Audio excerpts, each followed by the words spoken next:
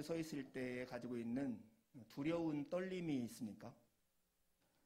두려움이라고 하는 것은 하나님이 워낙 크시기 때문에 가지는 위압감에서 오는 마음의 감정이라고 하면, 떨림은 하나님을 너무나 사모하기 때문에 마음속에 가지고 있는 그런 마음의 진동, 이런 것이 여러분 마음 안에 있습니까? 우리가 하나님을 예배한다고 할 때 예배의 가장 좋은 감정은 이 두려운 떨림입니다. 하나님의 크심 앞에 우리의 마음을 조아리고 하나님의 아름다우심 앞에 우리의 마음이 아름다운 진동을 하는 상태, 그것이 예배의 마음일 것입니다. 그 예배의 마음이 들려면 우리가 드려야 하고 우리가 마음을 쏟아야 할 것이 뭐냐면 복음입니다. 바울 사도가 오늘 로마서를 통해서 복음에 대해서 쭉 설명하는 내용의 30번째 시간을 우리가 맞이했습니다. 바울 사도가 로마 교회에 한 번도 가보지 못했지만 로마 교회에 편지를 쓰면서 복음에 대해서 소개를 합니다. 바울이 전하는 이 복음을 바울 사도는 한마디로 하나님의 복음이라고 얘기를 했습니다. 하나님의 복음이라고 하는 것은 하나님이 하신 일에 대한 소식이다 하는 뜻이죠. 이걸 설명하면서 바울 사도는 두 가지로 이 복음을 묘사해요. 하나는 성경에 이미 약속된 내용의 소식이고, 다른 하나는 하나님의 아들에 관한 소식이다 하는 거예요. 근데 그 아들이 누구시냐? 그 아들은 죽은 자 가운데서 부활하심으로써 이 하나님 나라의 통치자, 하나님의 아들로 온 세상 가운데 선포되신 분이다, 이렇게 얘기합니다. 하나님 나라의 통치자로서 예수 그리스도를 소개하고 선포하는 이유가 뭘까요? 그것은 듣는 사람들로 하여금 그분을 믿어서 그분께 순종함에 이르고자 하는 것이 바울 사도가 복음을 선포하는 목적이었습니다. 여러분, 하나님 나라의 왕이신 예수 그리스도를 믿고 그분께 순종하도록 이 복음을 전한다고 하는 것은, 이 소식을 듣는 사람들이 그 이전에는 다른 나라에서 다른 곳에 순종하며 살았다라고 하는 것을 암시하는 듯하지 않습니까? 로마서가 얘기하는 것은 그게 바로 죄의 나라에서 죄의 지배를 받고 있는 사람들에게 이 복음을 선포하고 있다는 것입니다. 바울 사도가 이 복음을 부끄럽게 여기지 않고 담대하게 모든 사람에게 이것을 전한 이유가 있었습니다. 그것은 이 복음은 모든 믿는 자를 구원하는 하나님의 능력이 되기 때문입니다. 구원. 그 구원이 필요한 이유는 하나님을 알되 하나님께 감사하지도 않고 하나님을 영원롭게 하지 않는 이 사람들을 향한 하나님의 진노가 이미 코앞에 다가와 있기 때문에 그런 것이었습니다. 그래서 손을 뻗으면 닿을 만한 곳에 와 있는 하나님의 통치, 그 은혜의 나라 안으로 들어오라고 하는 초대, 그것이 바로 복음인 것입니다. 사랑하는 여러분, 바울 사도가 전하는 복음, 오늘 우리가 함께 나누는 이 복음은 우리가 흔하게 서점에 가면 만날 수 있는 자기계발서에서 하는 듯한 충고가 아닙니다. 자기계발서들은 주로 우리가 하는 어떤 욕망과 꿈들이 우리 안에 설정되어 있고, 어떻게 하면 이것을 이룰까 하는 질문에 대해서 답을 줍니다. 잠을 4시간만 자라, 아니면 독서법을 이렇게 해라, 정리는 이렇게 하면 네가 성공할 수 있을 것이다, 이렇게 얘기합니다. 하지만 그런 것들은 우리에게 언뜻 좋은 소식처럼 들리지만 마치 그것을 받아들여 가지고 해보려고 하면 우리를 더욱 절망에 빠지게 하는 것이 자기계발서식 충고입니다. 예수 그리스도를 믿어 순종함에 이르라, 그러면 하나님 나라의 가족으로서 살게 될 것이다 하는 이 복음의 선포는 단지 우리에게 이런 충고를 하는 게 아니라 절망 가운데 이미 죄와 허물로 죽어있는 사람들을 향해서 하나님이 행하신 일을 선포하심으로 우리 하여금 그 나라 가운데 참여하도록 하는 호소입니다.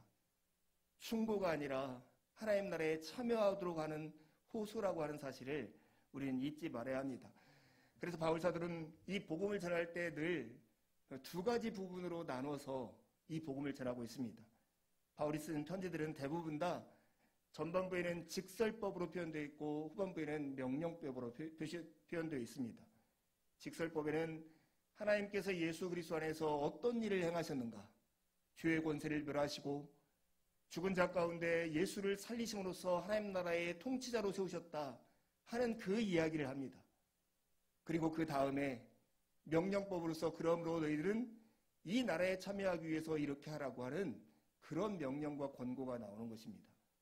오늘 우리가 읽는 로마서 11장 33절에서 36절은 그 직설법이 끝나고 명령법이 시작하는 그 사이에 있는 말씀입니다.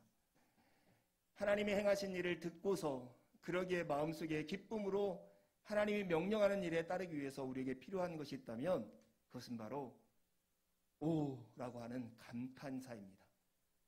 하나님의 이 위대한 일에 우리의 마음에 두려운 떨림이 있을 때 우리는 하나님이 우리에게 하신 그 명령과 말씀 앞에 우리는 귀를 기울이며 따라갈 수 있게 되는 것입니다. 오늘 바울사도는 11장 33절 34절에서 하나님을 향한 두 가지 높고 크신 은혜를 찬양합니다.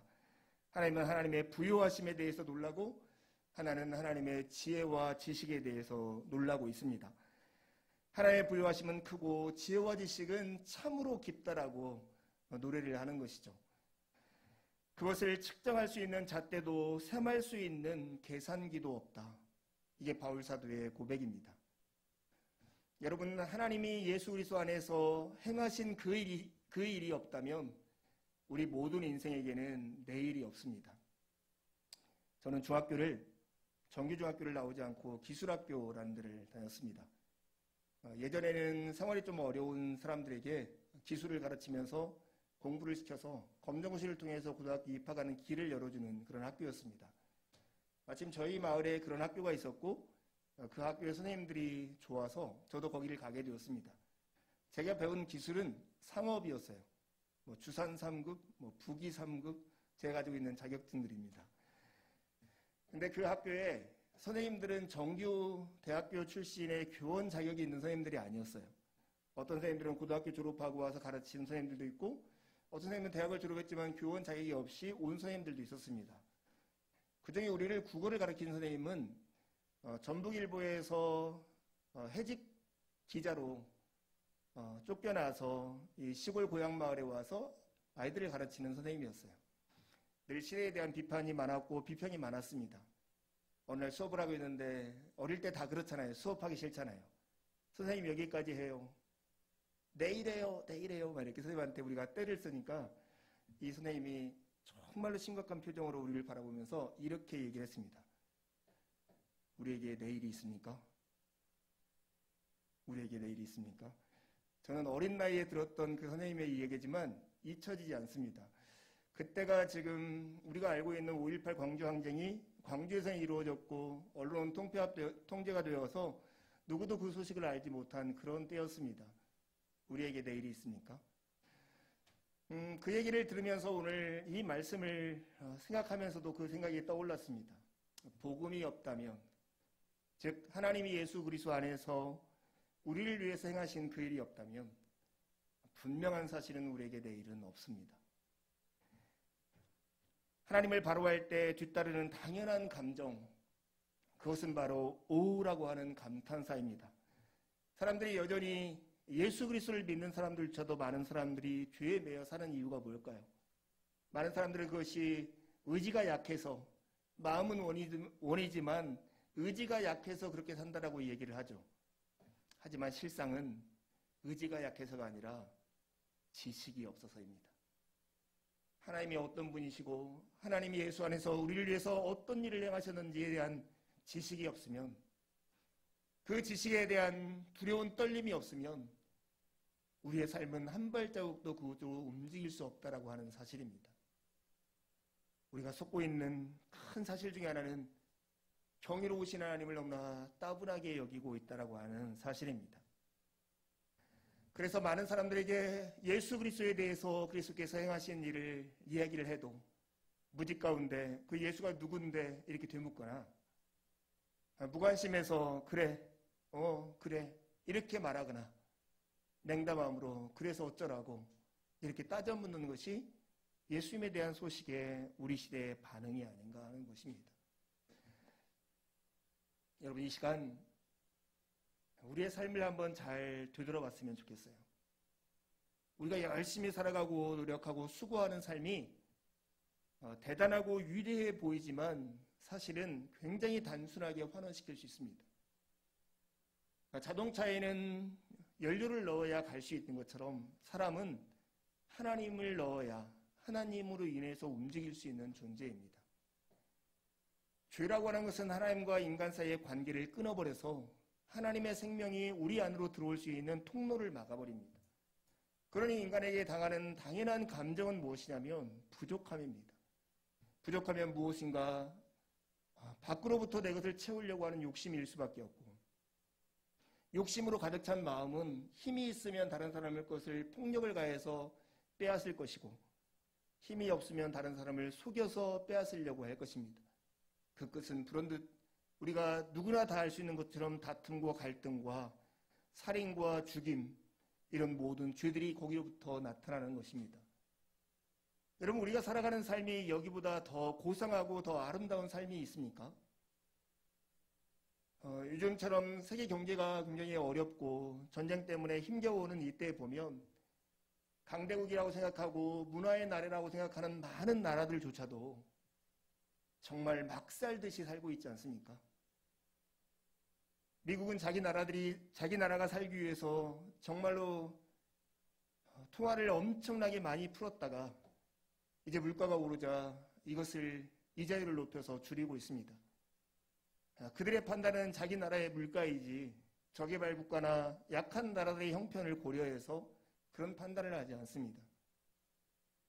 첨단 무기와 과학 문명이 발달해서 최첨단화된 무기를 가지고 지금 세계가 벌이고 있는 일은 자기의 명분과 자기의 이익을 확보하려고 서로 전쟁하는 것, 그 이상 이하도 아닙니다.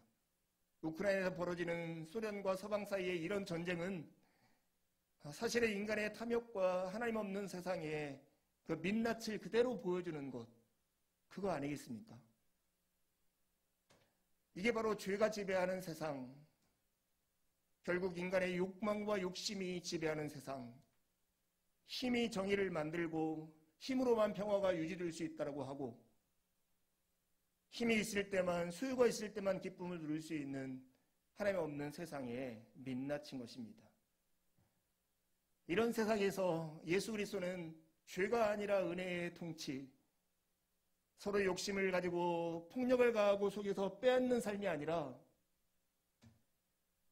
하나님이 우리에게 베푸신 그 사랑과 은혜에 감사해서 서로를 사랑하는 삶만이 진정한 평화와 정의와 기쁨을 가져올 수 있다라고 말하는 복음을 우리에게 선포하신 것입니다. 지난날에 우리의 허물을 그리스도의 십자가에 지우시고 우리의 굳어진 마음들을 성령의 새 마음으로 주셔서 그 의의 길을 따르도록 그 부르시는 것이 바로 복음인 것입니다. 우리 모두가 그런 복음에 감격하고 두려운 떨림이 있는 시간이 되기를 주의 성령께서 이런 마음 안에 이러한 감동을 주시기를 간절히 소망합니다. 제가 자랄 때 그 마을 앞에 강이 있었습니다. 동진강이라고 하는 강은 크지는 않았지만 물결이 제법 세찼습니다. 세찬 이유 중에 하나가 일제강점기에 호남평야에 농사를 짓기 위해서 저수량을 확보하게 만드신 큰 수문이 있기 때문에 그렇습니다. 우리 동네에서는 연락선이라고 불리는 100m가 넘는 뚝도 있었고 제법 큰 수문이 배수관문들이 이렇게 설치되어 있었습니다. 저희는 늘 그 밑에서 수영하고, 그래서 물가에서 살기 때문에 초등학교 들어가기 전에 제법 다 수영들을 하면서 물에 떠 있는 것만은 자신 있는 그런 아이들로 성장했습니다. 저도 이렇게 몸무게가 많이 나가지만 앞으로 나가는 건 잘 못해도 물에 떠 있는 것은 잘합니다. 어릴 때부터 잘 훈련됐기 때문에 그렇죠. 제 셋째 형님은 4살 때 물가에 놀다가 익사해서 세상을 떠났습니다. 그런 사고를 겪은 집안들은 대부분 다 아이들이 수영을 하거나 물가에 가까이 가는 것을 금지시키거나 못하도록 만드셨습니다. 저도 다른 친구들보다 좀 늦게 되었던 것 같아요. 7살인가 초등학교 1학년 때쯤인가 그 수문 밑에 있는 이렇게 웅덩이 같은 곳에서 이렇게 모래사장 옆에서 발을 물에 담그고 조금씩 이렇게 들어갔습니다. 여러분 강가에 살아가는 사람들 알지만 수문 밑에 나오는 물살이 굉장히 세기 때문에 모래가 점점 이렇게 낮아지는 게 아니라 낮에다가 갑자기 급하게 꺼지는 부분이 있습니다. 하필 제가 그날 그렇게 빠지고 말았습니다. 물에 빠져가지고 죽을 똥살똥 힘을 써본 적이 있으십니까? 예. 입에는 소리를 지르고 온몸을 다 흔들면서 거기서 빠져나오려고 발버둥을 제가 쳤습니다. 얼마나 물을 먹었을까요? 아무리 소리쳐도 그 주변에 친구들과 형들이 있었는데 저에게 다가오지 않았어요. 왜냐하면 저 정도 나이 되면 다 수영할 줄 알고 제가 분명히 놀려먹으려고 죽는 척하고 있을 것이다, 이렇게 짐작했기 때문입니다. 근데 저는 정말 죽을 것 같았습니다. 한참을 이렇게 발버둥 치다가 언젠가 딱 봤더니 발에 모래가 걸리는 거예요. 봤더니 쟤는 허리춤도 안 되는 물 있는 데서 살아보겠다고 그렇게 발버둥을 치고 있었더라고요. 제가 깊은 곳에 빠졌다가 그렇게 발버둥 쳐가지고 그쪽으로 옮겼는데 그걸 모르고 제가 그러고 있더라고요. 저희 마을에서 이렇게 수문을 이렇게 열어놨다가 누군가가 물에 빠져가지고 위험한 상황이 되면 제일 먼저 하는 것은 경찰서나 농지에 전화를 해서 배수관문에 문을 닫는 것입니다. 문을 딱 닫으면 이제 흐르는 물들이 다 빠지면 물이 조금만 남게 되는 거예요. 그러면 이제 그때 수색해가지고 사람들을 건지는 그런 일들을 하곤 했습니다. 여러분, 복음이라고 하는 것은 마치 이와 같습니다. 너무나 강력한 주의 물줄기로 모든 것들이 다 휩쓸려가고 있을 때에 예수 그리스도께서 배수관문에 문을 닫아가지고 물줄기를 끊어버리는 그런 일을 한 것과 같은 것이죠. 그게 바로 십자가입니다. 그리고 물이 빠진 상태에서 우리에게 이렇게 얘기하는 것이죠. 야, 너 죽지 않아. 네 발을 다해. 은혜 위에 발을 디뎌. 너 죽지 않아. 안전해. 그런데 많은 사람들은 그것을 믿지 못하고 듣지 못하고 인정하지 못하고 발을 뻗으면 닿을 만한 곳인데도 계속해서 발버둥 치고 있는 것이 우리가 살아가는 모습이 아닐까 하는 생각이 개인적으로 들었습니다. 사랑하는 여러분, 오늘 이 말씀 안에서 여러분에게 주께서 이렇게 말씀하시는 것과 같습니다. 여러분, 너무 그렇게 애쓰지 않아도 돼요. 하나님의 은혜 위에 여러분 발을 디디세요. 여러분, 죽지 않습니다. 여러분, 빠져들지 않아요. 괜찮아요. 이것을 받아들일 수 있는 날이 됐으면 좋겠습니다. 여러분, 오늘 로마서 11장을 한 번에 우리가 설교하면서 특별히 오늘 바울 사도가 들려주는 두 개의 놀라운 교양곡을 여러분에게 소개하려고 해요. 로마서 1장 1절에서 12절에 나오는 그 말씀이기도 합니다. 교양곡의 아버지 하면 하이든을 말하죠. 하이든 시대의 모든 교향곡들은 대부분 다 귀족들을 위해서 조그만 홀에서 연주되곤 했습니다. 그러나 처음으로 런던의 대형 홀에서 하이든의 교향곡들이 연주될 수 있는 기회를 얻게 된 것입니다. 그때 하이든이 이 대규모 편성을 가지고 많은 사람들이 놀랄 정도로 큰 브라스를 만드는 그런 교향곡들을 만들었는데 그 덕분에 그 교향곡이 놀란 교향곡이라고 하는 애칭을 얻게 되었습니다.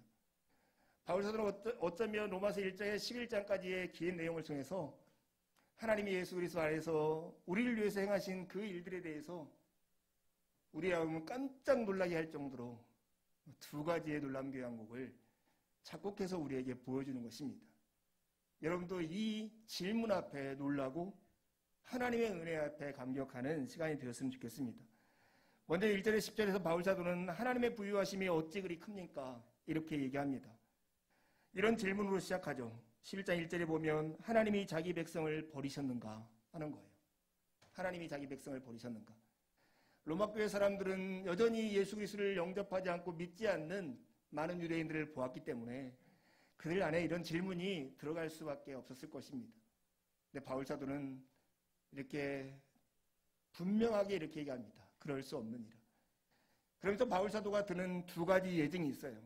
그때 거기서 엘리야 시대 때도 그 참혹하고 아합과 이세벨이 모든 선지자를 잡아 죽이려고 하는 그때에도 하나님은 바알에게 무릎을 꿇지 않는 7,000명을 남겨두었다. 그런 남은 자가 있었다. 하나님은 세상이 막가는 그런 상황 가운데도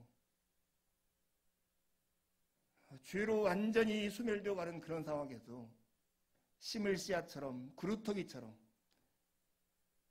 하나님의 백성들을 남겨놓아서 진노 중이라도 긍휼을 잊지 않는 하나님이시다, 이렇게 말씀하는 것입니다.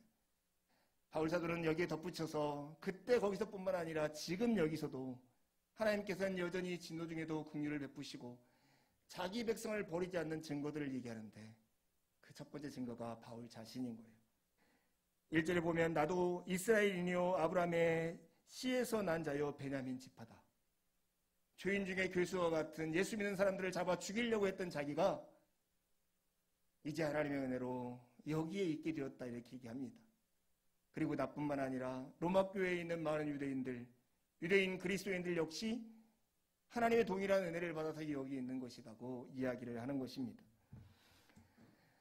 하나님의 부요하심이 얼마나 큰가, 이것에 대해서 예증하기 위해서 하나님께서 자기 백성을 버리셨는가, 이렇게 물었어요. 하나님의 부요하심이 진짜 큰 것을 알고 싶사 하면 우리는 두 가지를 질문해야 합니다. 하나님은 누구를 구원하셨고 그들을 어디로부터 구원하셨는가 하는 것이에요. 7절 이하에 나오는 이 말씀에 보면 유대인들이 자기들이 구하는 것을 얻지 못하는 상태인데 이방인들은 바라지도 않은 것을 구한 이 뒤집혀진 세상을 보여주면서, 만약에 하나님께서 이들의 인생 가운데 개입하지 않았다면 그들의 인생은 정신이 혼미하여 눈을 가지고도 못 보고 귀를 가지고도 못 듣는 인생으로 끝났을 것이다, 이렇게 이야기합니다. 하나님의 가장 무서운 심판은 무엇인가를 하는 것이 아니라 무엇인가를 하지 않는 것입니다. 우리 인생의 가장 큰 비극은 하나님의 우리 인생에 개입하지 않는 것입니다. 그러면 그대로 두면 죽음의 운명에 처하는 우리의 육체처럼 우리의 영혼 역시 거기에 이를 수밖에 없기 때문입니다. 그러나 하나님께서 우리 인생 가운데 개입하셔서 오늘 우리를 있게 하신 그 은혜를 베풀어 주셨습니다. 얼마 전에 새벽 예배하면서 불렀던 찬양이 저에게는 큰 은혜가 되었습니다. 큰 죄에 빠진 나를 주 예수 건지사 그 넓은 품에 다시 안으시는 해는, 이 가사가 제 마음속에 깊이 들어왔습니다. 큰 죄에 빠진 나를 주 예수 건지사 그 넓은 품에 다시 품으신 그 은혜는 저 하늘보다 높고 저 바다보다 깊다 하는 그 찬양의 가사였습니다. 여러분, 우리가 누구였으며 우리를 어디로부터 하나님께서 구원하셨는가 질문해 보면 이 사랑의 깊이와 은혜를 우리는 이해할 수 있을 것입니다. 여러분, 이 컵에 담겨있는 이 물을 맛보려면 그냥 꿀꺽하면 됩니다. 그러나 바다같이 넓은 물을 경험하고 싶으면 그 안으로 우리의 몸을 첨벙 뛰어들어야 합니다. 하나님을 경험하는 것은 꿀꺽해서 들을 것이 아니라 우리의 몸을 던져넣는 첨벙을 통해서만 경험할 수 있는 것입니다. 수고하고 무거운 짐진 자들을 부르사 쉼을 얻게 하신 주님이 우리를 은혜로 붙잡아 주셨기에 오늘의 우리가 되었습니다. 무엇도 우리를 우리 주 예수 그리스도의 사랑에서 끊을 수 없는 그런 자리에 우리를 이르게 하셨습니다. 사랑하는 여러분, 예수 그리스도를 믿는 사람으로서 여러분 스스로를 증명하려고 하지도 말고 여러분 스스로를 변명하려도 마십시오. 여러분의 소유와 여러분의 실력과 여러분이 가지고 있는 경력을 가지고 여러분을 증명하려고 하지 말고 나의 나됨이 하나님의 은혜에 기반해 있다는 것을 굳게 신뢰하십시오. 그때 우리는 사람의 시선으로부터 자유롭게 되고 하나님 앞에 살아갈 수 있는 힘과 은혜를 얻게 될 것입니다. 바울사도의 첫 번째 놀라운 교양곡이 하나님의 부요하심에 대한 찬양이었다면 두 번째 놀라운 교양곡은 하나님의 지혜와 지식이 깊고 깊다라고 하는 찬양입니다. 11절에 이렇게 시작합니다. 그들이 넘어지기까지 실족하였느냐? 이 질문으로 바울사도가 시작합니다. 그러니까 더 이상 유대인들에 대한 소망이 없느냐 하는 질문과 같아요. 그런데 바울 사도가 계속해서 답을 내놓는 것이 이거예요. 이스라엘의 죄와 실패, 그것이 분명히 있었지만 하나님은 오히려 이스라엘의 죄와 실패를 통해서 이방인들이 구원받는 결과를 가져왔고, 이 이방인들의 구원은 오히려 유대인들에게 샘을 내게 해서, 질투하게 해서 하나님을 찾도록 만드는 그 일을 하셨다라고 하는 거예요. 이게 바로 하나님의 지혜라고 말씀하고 있습니다. 여러분, 원래 하나님의 계획이 무엇입니까? 하나님이 아브라함에게 복을 주고 아브라함을 통해서 열방이 복을 받게 하는 것이었습니다. 그러나 아브라함과 아브라함의 후손들이 이 하나님의 뜻에 순복하지 않자 오히려 이방인들에게 특별한 복을 주고 이방인들을 통해서 유대인들이 복을 받는 그 지혜를 나타내신 것입니다. 여러분, 하나님의 그 지혜와 지식이 얼마나 깊고 깊은가를 알고 싶다면, 하나님의 구원의 넓이가 얼마나 넓고 넓은가를 알고 싶다면 한번 상상해 봐야 합니다. 이스라엘의 실패조차 이방인들에게 이런 풍성한 축복이 되었다면, 이스라엘이 순종하고 이스라엘의 전체가 바로 섰다면 어떤 결과를 가져왔겠습니까? 이걸 상상한다면 하나님의 은혜와 하나님의 지혜와 지식이 얼마나 부유한가가 우리 마음속에 짐작할 수 있을 것입니다. 십자가를 생각해 보십시오. 삶이 답답하고 문제에 대한 해결의 방법이 없다고 생각할 그 즈음에 여러분, 십자가를 생각해 보십시오. 그리스도의 십자가는 멸망하기로 굳게 결심한 사람들에게는 어리석어 보이지만 이것이야말로 세상의 지혜를 뒤집는 하나님의 지혜이고 자기 백성을 구원하는 하나님의 능력인 것입니다. 하나님의 은혜와 사랑의 부요하심, 그 지혜와 지식의 깊이, 그것을 저는 개인적으로 가장 적나라하게 경험할 수 있는 것은 내 자신이 지금 복음을 듣고 예수 그리스도를 믿는다는 사실이 있습니다. 어떻게 그 크신 은혜가 오늘 이 자리에 여기까지 이르게 되었을까 하는 그 고백을 하면서 그 부요하심과 그 지혜와 지식의 깊이를 알게 되는 듯합니다. 아까 아이들 설교할 때도 잠깐 나눴지만 저희 아버지 때문에 오늘 아이들 설교에 대한 생각을 하게 되었습니다. 나이가 95세신데 여전히 지금도 공공근로를 나가서 일주일에 3일, 하루에 3시간 이렇게 일을 하시면 한 달에 한 32만 원 정도의 월급을 받습니다. 그 일을 얼마나 재미나게 하시는지 모릅니다. 언젠가 제가 시골에 갔을 때 아버지 그 돈 필요한 거 아니신데 하지 마시라고 말씀드렸더니 아버지 하시는 말씀이 이거였어요. 야, 돈을 주는 게 아니라 돈을 내고 하라고 해도 하겠다. 가면 사람들과 같이 만나서 이야기하지, 같이 돌아다니면서 운동하지, 청소하는 즐거움이 있지. 너무 좋다는 거예요. 여러분, 우리가 보통 어린아이들처럼 편하고 쉬운 일 이렇게 찾는 것 같지만 사람들은 그렇지 않습니다. 진짜 의미 있고 재미있는 그 일들을 찾아서 자기를 희생하며 살 때 사람들은 행복한 것입니다. 여러분, 하나님의 이 부요하심과 하나님의 지혜와 지식의 깊이를 알면 우리는 정말로 우리의 마음을 다해서 돈을 내고라도 하나님의 일에 참여하고 싶은 그런 열정과 마음이 생길 것입니다. 사랑하는 몸된교회 여러분, 저는 여러분이 깊이가 있는 사람들이 됐으면 좋겠습니다. 너그러운 사람이 되기를 간절히 바랍니다. 이것은 제 개인적인 권면이 아니라 성경에서 예수 그리스도께서 우리에게 주시는 정신과 일치하는 내용입니다. 제가 신학교에 갈 때 저에게 이 가슴과 관련돼서 두 가지 이야기를 의미 있게 해주신 분들이 있었습니다. 첫 번째 분은 저에게 이렇게 얘기했습니다. 너의 가슴이 불붙지 않고는 누구의 가슴에도 불을 옮길 수가 없다. 제가 정확히 알지 못하지만 어거스틴의 표현인데 그 얘기를 저에게 해줬습니다.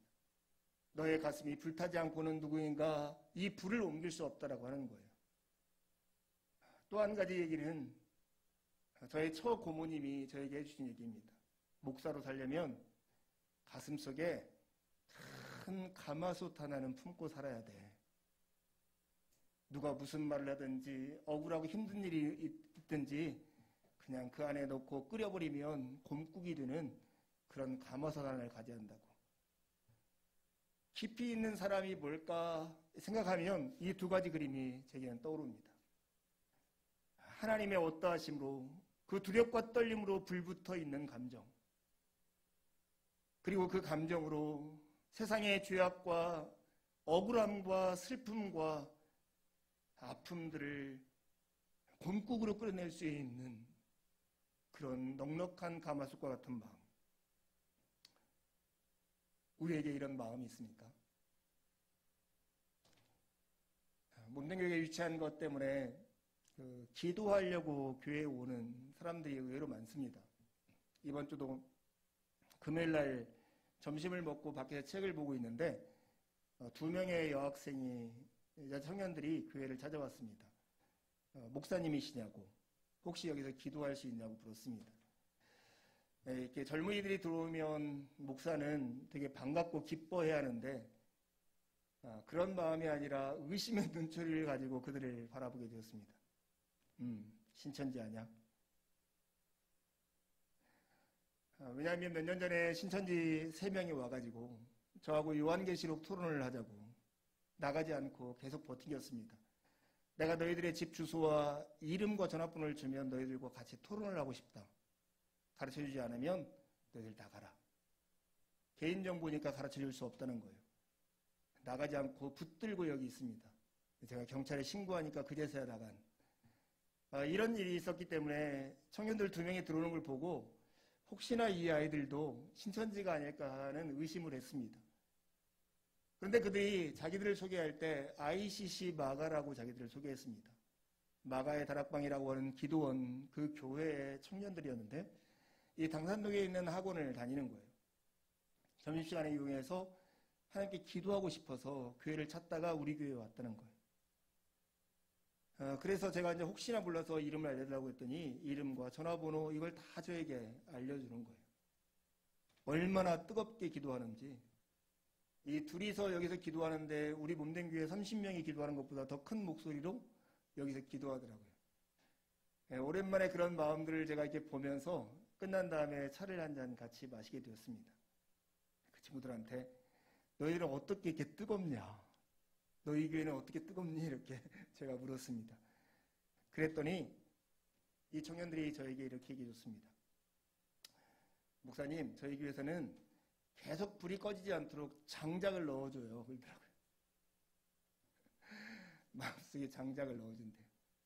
이번에도 특별 집회가 있는데 거기서 은혜를 받으면 기도하지 않을 수 없다라고 하는 거예요. 진짜 우리에게 깊이가 있는 사람이 되기 위해서 필요한 게 뭘까? 이런 생각이 들었습니다. 하나님을 아는 지식이 우리 안에 장작처럼 계속 들어가야만 우리 마음속에 불이 붙고 세상의 죄악과 서러움과 아픔들을 끌어낼 수 있는 힘이 우리에게 있는 것이 아니겠습니까? 하나님을 아는 지식 중에 최고의 지식, 최고의 고백 중에 하나가 오늘 로마서 11장 36절에 있는 말씀입니다. 같이 한 목소리를 읽어보겠습니다. 시작. 이는 만물이 주에게서 나오고 주로 말미암고 주에게로 돌아감이라. 그에게 영광이 세세에 있을지어다. 다시 한번 읽겠습니다. 시작. 이는 만물이 주에게서 나오고 주로 말미암고 주에게로 돌아감이라. 그에게 영광이 세세에 있을지어다. 모든 일이 하나님으로부터 시작되고 하나님께 끝마침되고 하나님이 원인이 되신다라고 하는 바울 사도의 고백입니다. 그래, 나의 나 된 것이 하나님의 은혜로 되었다. 오늘의 내가 된 것은 하나님의 은혜 때문이라고 하는 바울의 고백이 이것과 다르지 않습니다. 여러분, 이 고백이 있는 사람만이 참된 안식을 할 수 있습니다. 이 고백이 없으면 믿음을 가질 수가 없습니다. 하나님에 대한 믿음이 없으면 자기 인생을 자기 혼자 책임져야 한다는 부담감과 이 무게를 가지고만 살아갈 수밖에 없는 것입니다. 이 고백이 없으면 하나님을 향한 사랑과 이웃을 향한 사랑을 가질 수가 없습니다. 그런 사랑이 없는 삶은 늘 삶의 동기가 자기 자신에 대한 불안과 다른 사람에 대한 주책이 자기 삶의 동기가 될 수밖에 없는 것입니다. 모든 것은 하나님이 시작하시고 하나님이 매듭하십니다. 나의 삶의 제1 원인은 하나님이십니다. 이 고백을 하는 이 믿음이 있을 때만 우리는 하나님 안에서 참된 안식을 누릴 수 있습니다. 사랑하는 여러분, 우리의 인생이 우리가 무엇을 하면 어떤 결과를 가져오는 닫혀있는 인과관계 안에서 설명할 만큼 그렇게 작은 삶이 아닙니다. 각 집안마다 고민하는 자녀들 한둘씩은 있죠. 어떤 자녀 때문에 마음이 더 많이 가고 자녀 때문에 마음이 끓일 때가 있습니다.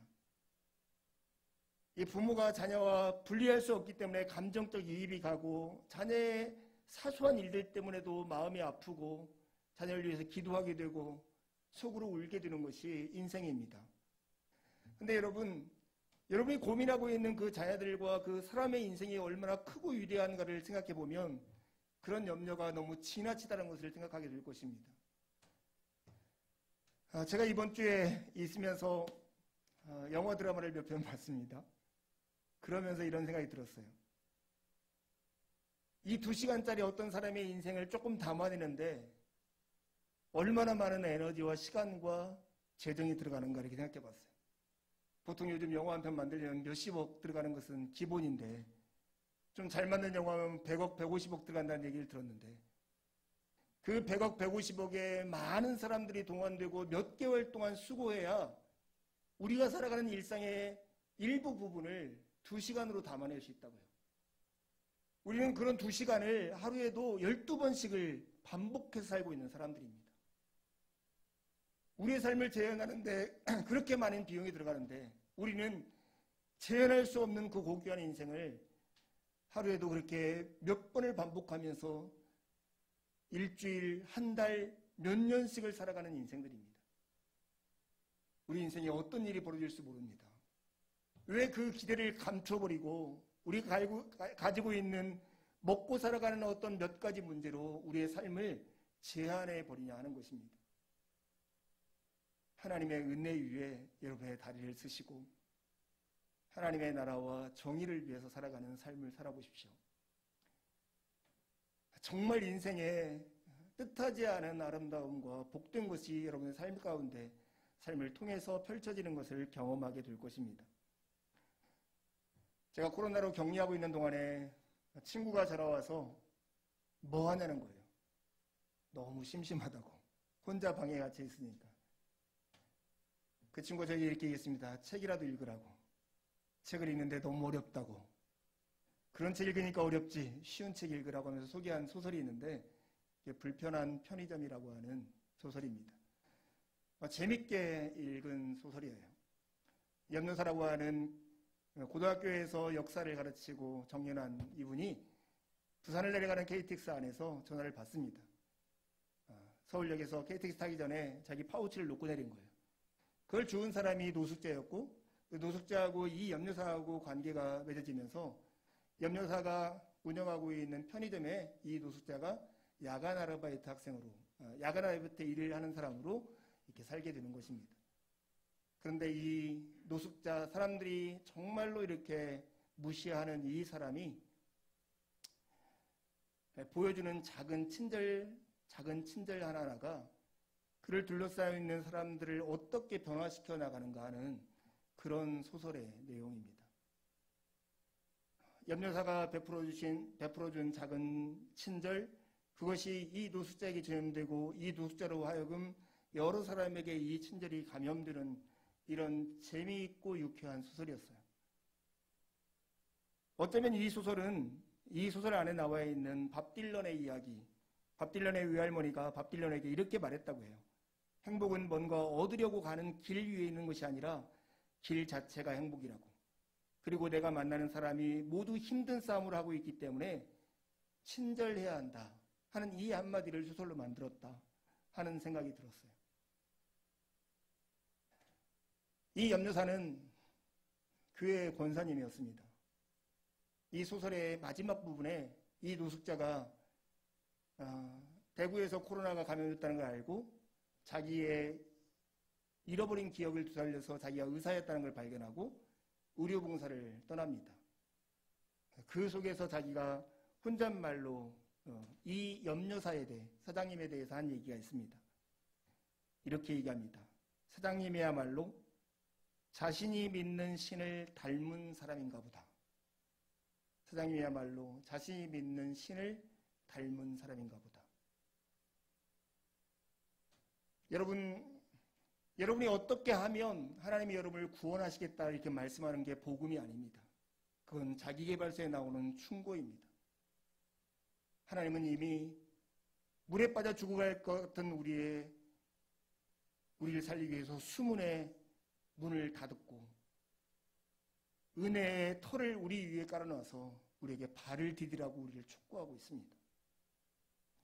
살려고 발버둥 치며 다른 사람을 잡고 늘어지는 것이 아니라 하나님이 주신 은혜 위에 누군가에게 베푸는 친절과 사랑, 그 삶으로 우리를 초대하고 있는 것입니다.